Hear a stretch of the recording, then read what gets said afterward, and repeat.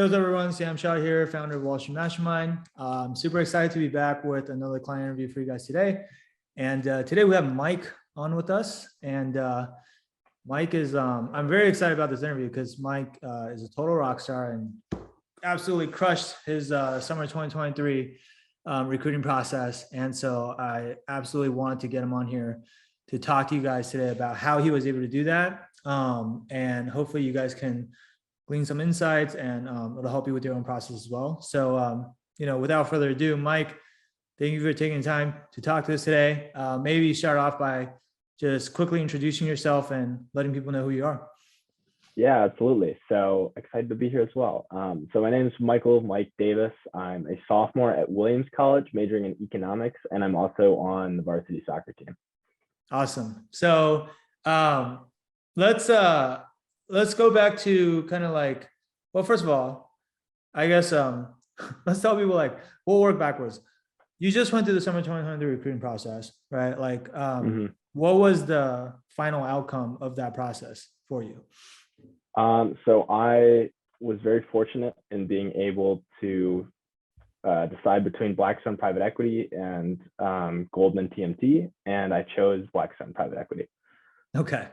All right. So obviously those are like two amazing offers, like probably as good as it gets. Like if you want to do PE, Blackstone is where everyone wants to be. If you want to do banking, Goldman TMT is kind of like the group that everyone wants to get into, right? So that's absolutely amazing. I'm sure now everyone's kind of like wondering, okay, how did he do that? Right.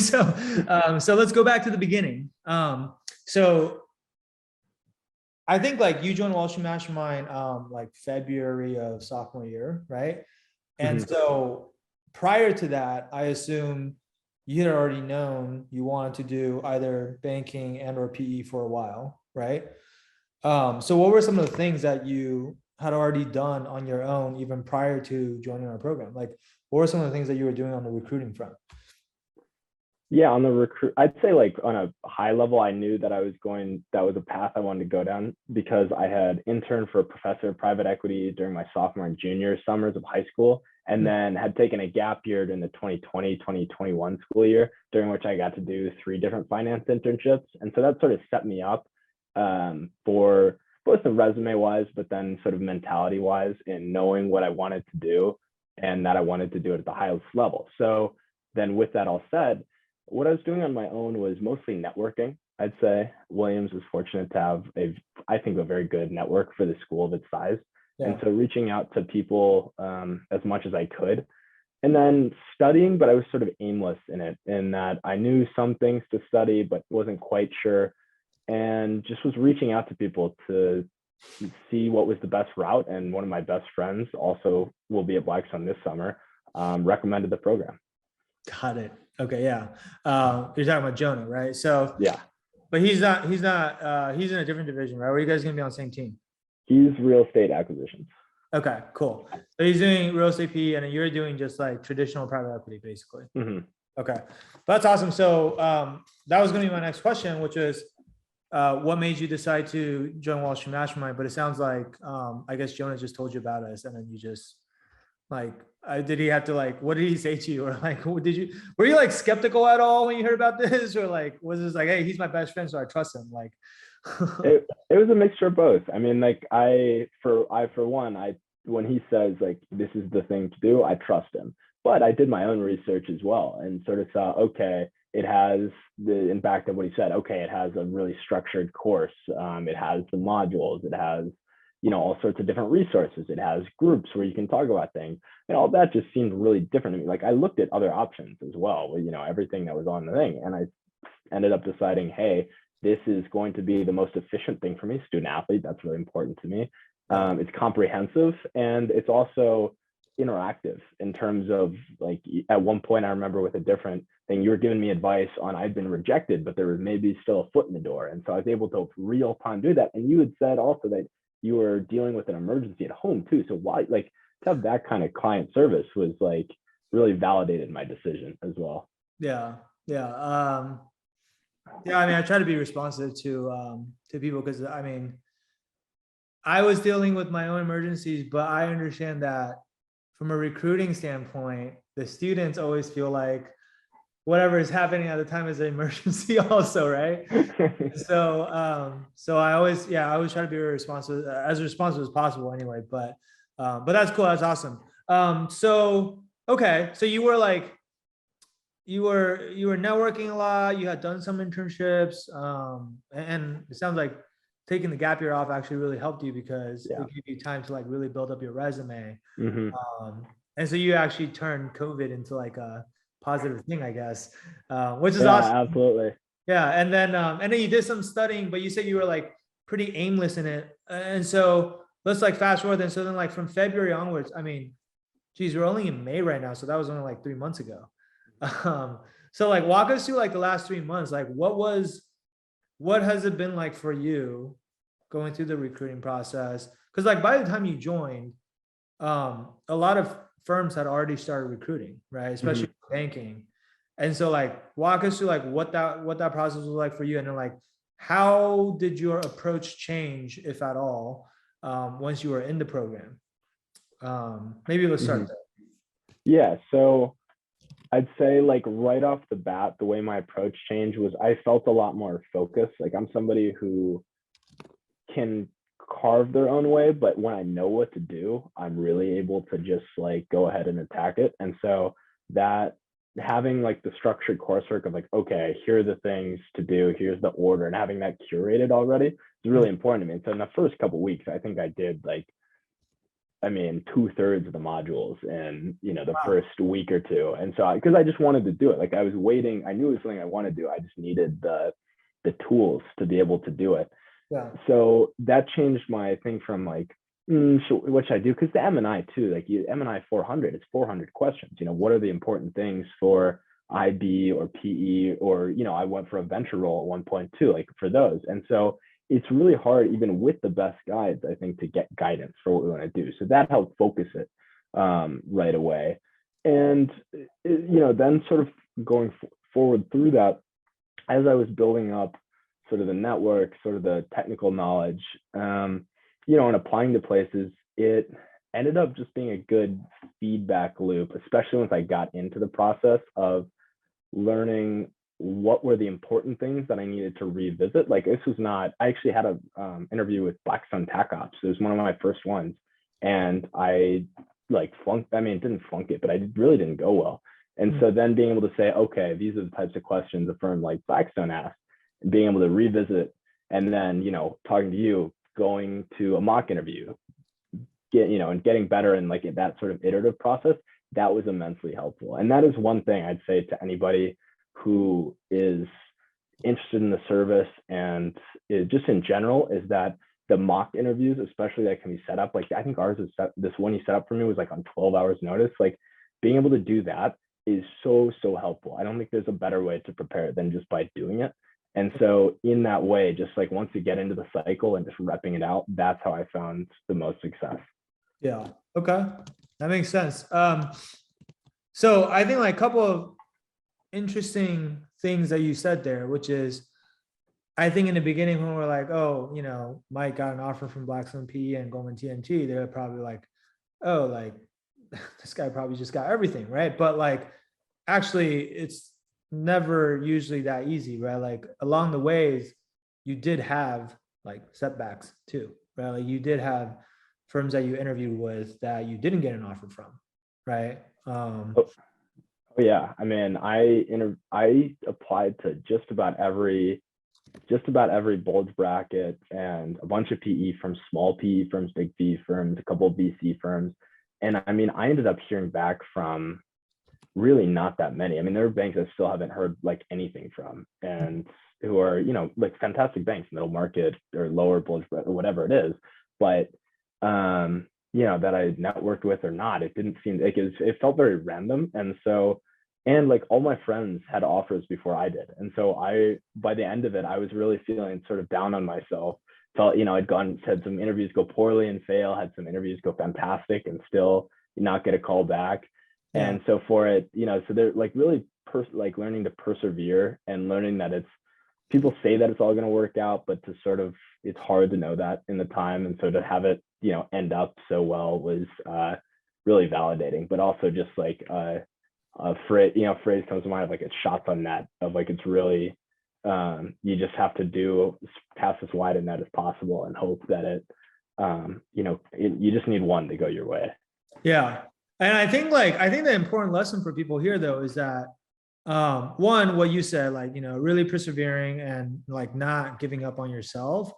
But also I think the other thing that you mentioned earlier was that, okay, you had an interview with Blackstone Tac Ops that didn't go well, but then like being able to come back and really like learn from whatever mistakes you made and then like actually improve on it, so that even when you are interviewing with these firms and you're not, maybe you're not getting the desired outcome or result, you're falling, but you're like falling forward, right? And you're still getting like one step closer to your goals.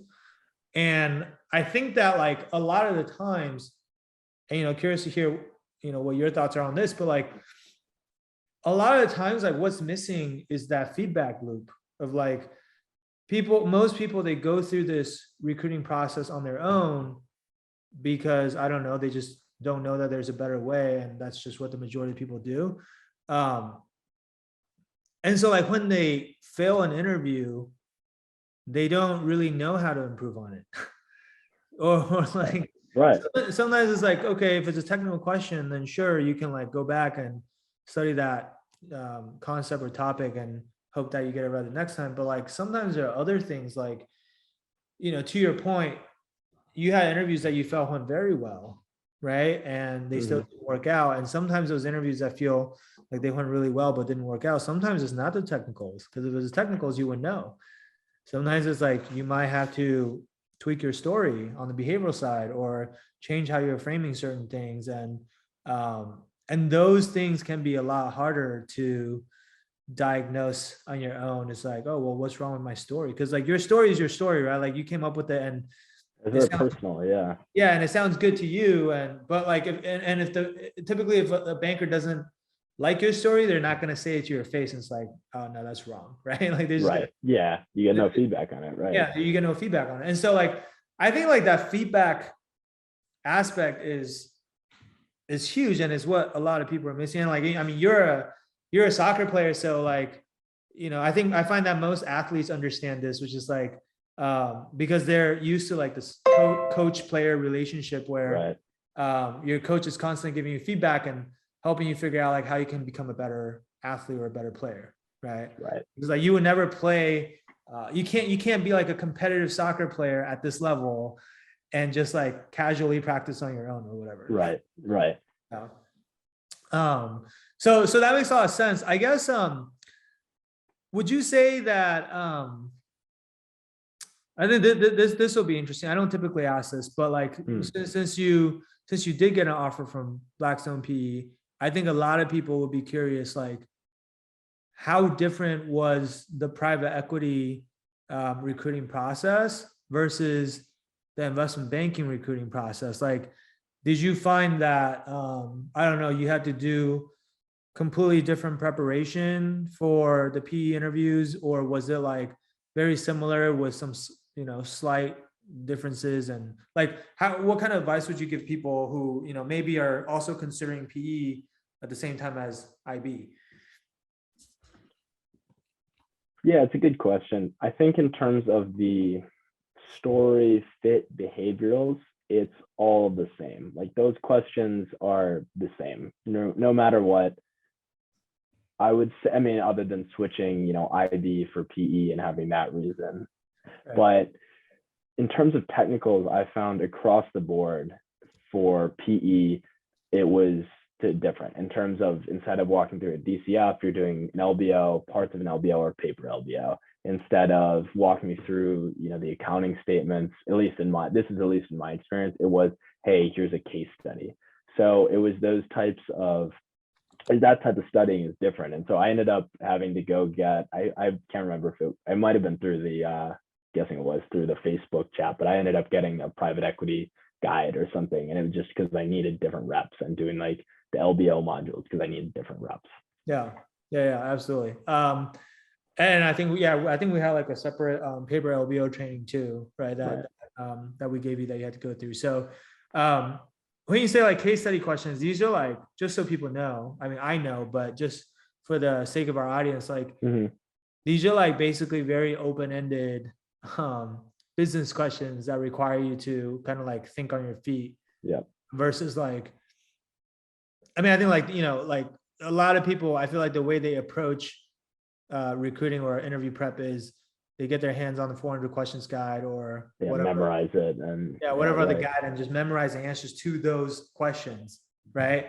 One, I always try to tell people like the interviewer is not going to ask you the exact questions that that are in those guides because they know everyone's already reading them. But like, especially for these private equity interviews, they're asking you case study questions. Like those case studies are not going to be these guides. Right? It's often like companies they're actually looking at, I've found. Yeah, and they just actually want to know like how you think as an investor, and also like, can you apply the technical knowledge that you already have to like a real world situation, which is like, that is like another level beyond just like memorizing formulas or concepts or whatever. That's like actually applying it. Right. So I think like, this is why like when we always encourage, and like inside our program, like, and you know this, we don't make people memorize anything. We just like, well, actually, I'll let you talk about it. It's like, how did you learn the technical concepts like through this program? Like, did you already know a lot of these concepts coming in, or were you like somewhat of a beginner, or I don't know, somewhere in the middle? And like, how did you get to the point where you're actually able to like answer case study type questions successfully, which I think is like basically the hardest type of interview question out there? Yeah, so I'd say on a technical, like a pure technical level in terms of accounting and in terms of, learning what a DCF was, I was a total novice at the beginning because, I mean, Williams College, love it as a school. No, it doesn't even offer an accounting class, or any other finance class. Yeah. So from that standpoint, I was starting absolutely at the beginning. From sort of a broader intuition point for what to look for in a business, I developed it in two ways. That was a little bit easier for me, actually, was, in my previous internships, whether it was in high school or over the past year, I sort of like, I would just ask a lot of questions and about the businesses and deals we were doing. And so in that way, I just started to pick up stuff and like ways to think and wrote them down. So those are always stuff I had. But then also, when I had, a smaller PE fund, that great firm, but just wasn't the right fit for me at the time. When I had to do a case study for them, it went well, but I asked them at the end, hey, what did I miss? Like, and then they talked about, hey, I think these are all good. I think, I'd ask these two, or I asked, in networking calls with people at PE funds, I'd say, hey, when you think about what makes a good investment or a great investment, what do you think about? And so sort of getting those types of answers and just building the intuition, it was really important to me because I know that I'm not the best investor yet, but I know that I'm talking to people who are much better than I am and I can learn from them. And so taking every opportunity I can to develop that intuition was really helpful. Yeah. That's really, really great advice, actually. Yeah. So you're talking about the first offer that you got, which was a smaller PE firm, which you actually turned down because you wanted to continue interviewing for other firms and you weren't quite ready to accept that offer, right? Which is ballsy, by the way, but you did, and it worked out. It worked out great. I've seen it not work out for other people, by the way, who like turned down offers.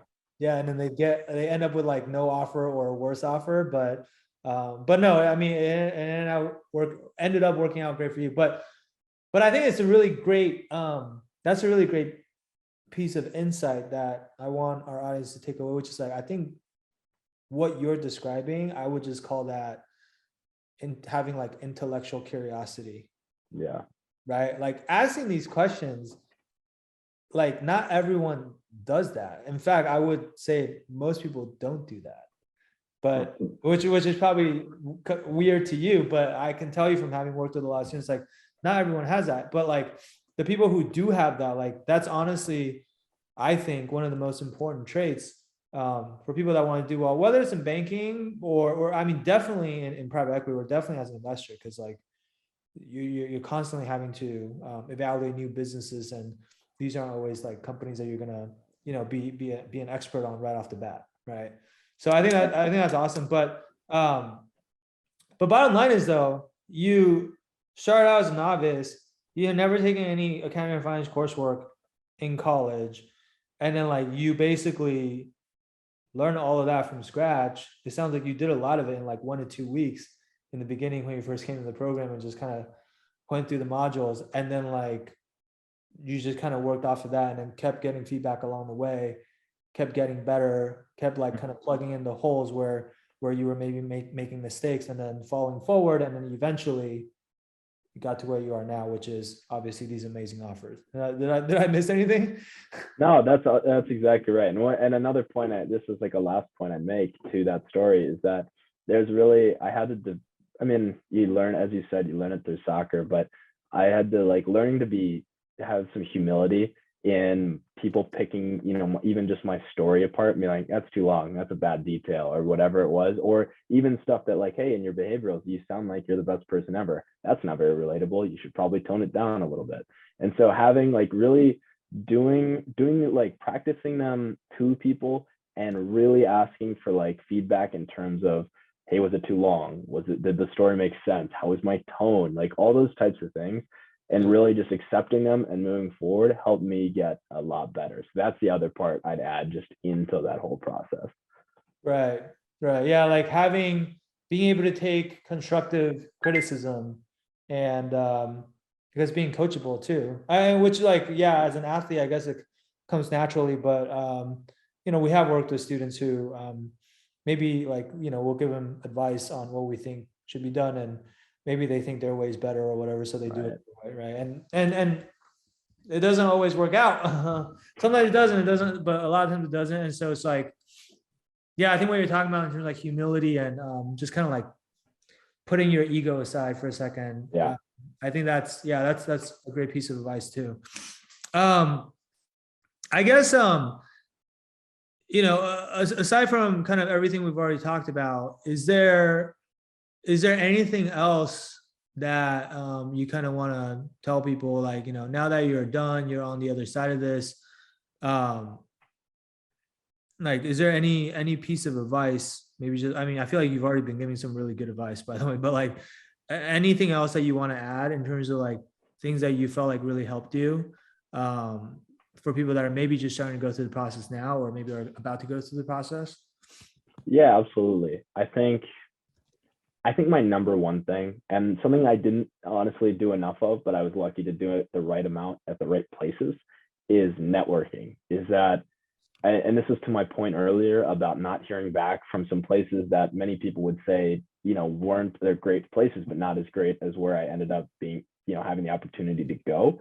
Yeah. I didn't network those places. I don't think I'll ever hear back from them. And so that's, you know what I mean? And so that is, I think, the biggest piece of advice is that be relentless, follow up. Some of the best calls I had to follow up on 2 or 3 times. And it's never too late to network too. There were some people who I networked with for the first time a day before they interview, an interview, and they gave me some fantastic piece of advice about, about talking about the firm's story, about types of questions to prepare for.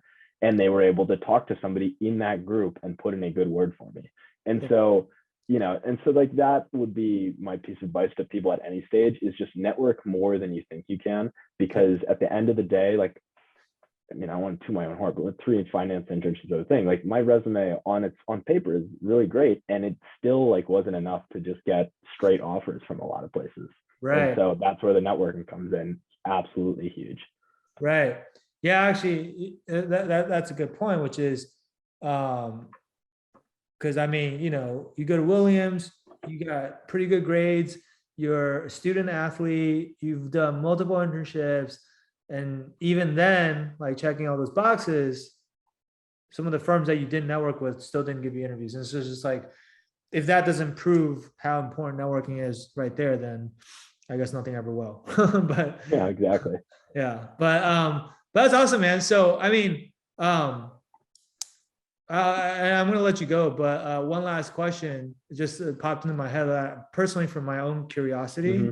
I don't know if you know the answer, but like, how many people, like, I assume Blackstone P is like pretty selective and they don't hire that many people. Because we had another student who got an offer from KKR PE for summer 2023. Awesome.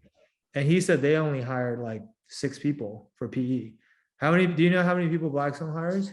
They didn't tell me directly, but I've heard from friends at the firm that it's about 5. Wow. Okay. All right. Well, there you go. We'll drop the mic on that. And no, I was just kidding. No, but seriously, that's amazing. And huge congrats to you. I'm so happy for you. And guys, I think like for those of you that are kind of still, watching or listening to this, if you're currently going through the recruiting process, or maybe you're about to go through the recruiting process, and maybe you're like Mike, like you're a great candidate. You got good grades, you got extracurriculars, you've done internships, you're doing all the right things. A lot of times, like we do get students like that who join our program, and it's like, and I have to say that because, by the way, I think some people have this idea that like the only people that are in our program are like these desperate, hopeless types that have like like no other way to get in. Right. Like, which is not true. Like we get a lot of people from like great schools, Ivy Leagues, great grades and whatever. But it's like, bottom line is, no matter how qualified you might be on paper, I think like for candidates like you, it's not even, in my mind, the question isn't even like, hey, can you get into investment banking? Because I'm sure, honestly, Mike, I'm sure like even if you didn't do Wall Street Mastermind, I'm sure you could have figured it out eventually and probably ended up somewhere. Mm-hmm. Right? But that somewhere just might not have been like Goldman TMT or 100%. Right. And so like there is still a huge difference between just getting into banking, maybe at like a middle market bank or a lower tier bulge bracket bank, to like, something like Goldman TMT or going straight to the buy side. And like, it seems like not that big of a difference, but as someone who's 36 years old and has worked for a while, I think what a lot of college students don't realize is like what starts out as like seemingly a small gap really starts to widen over time. It's like we talk about career trajectories and like the slope of the trajectory. If the slope is steeper, that gap is gonna become wider and wider over time. Right? Like even I have tracked like, how a lot of my friends from college have done. And like the people that are like kind of just like the cream of the crop, like they just start to honestly like pull away and separate themselves over time. Right. And so like, that's like how important it is, I think, to just like not leave anything on the table and really like, don't just be happy to be here, but like really like ask yourself like, hey, what do I need to do to just get the best possible outcome, right? Get the optimal outcome. And I think you did that, Mike. And so for anyone else who maybe is in a similar boat, like if you guys are interested in doing the same thing, so I would encourage you guys to book a call with our team. That's kind of how it all started for Mike too. It's like he booked a call. Well, Jonah told him about us, then he booked a call. We talked about his situation. And then, from there, like we'll assess whether we can help you or not. Like, because we have a limited spots in the program and limited bandwidth, both for myself and the other coaches. So it's like, we have to pick and choose who we can work with. And we're not going to invite you into the program unless we're very confident that we can help you get the job. That doesn't mean that you always like, you go to Harvard and have a 4.0 and blah, blah, blah, blah, blah. Like, no, like, like 55% of our clients don't go to target schools. Over 40% of them have less than a 3.7. So I'm not saying you need to be perfect, but you do need to have like a good work ethic. You need to like have a strong desire to work in this field, and you need to be willing to like do the work that we're going to ask you to do. Right. But like, if you have that, and we feel like the challenges that you have are challenges that we can help you with, then we'll absolutely walk you through like how we think we'll do that. And you never know, like you never know what can happen. Like this could completely change your career, honestly. So if you guys want to do that, if you guys are interested, then I would encourage you to just go to book a call with us at www.wallstreetmastermind.com/apply. The street's abbreviated to ST, so it's wallstmastermind.com/apply. And we look forward to talking to you guys. All right.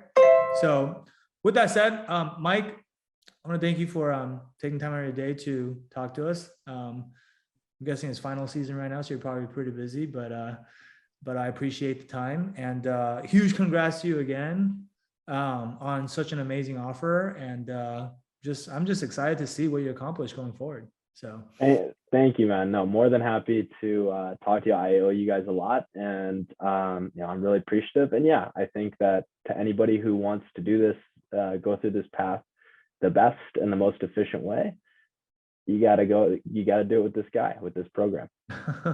I appreciate that, Mike. And guys, on that note, we're going to wrap it up. Thank you guys for tuning in. We'll be back with more of these for you guys in the near future. And until next time. All right.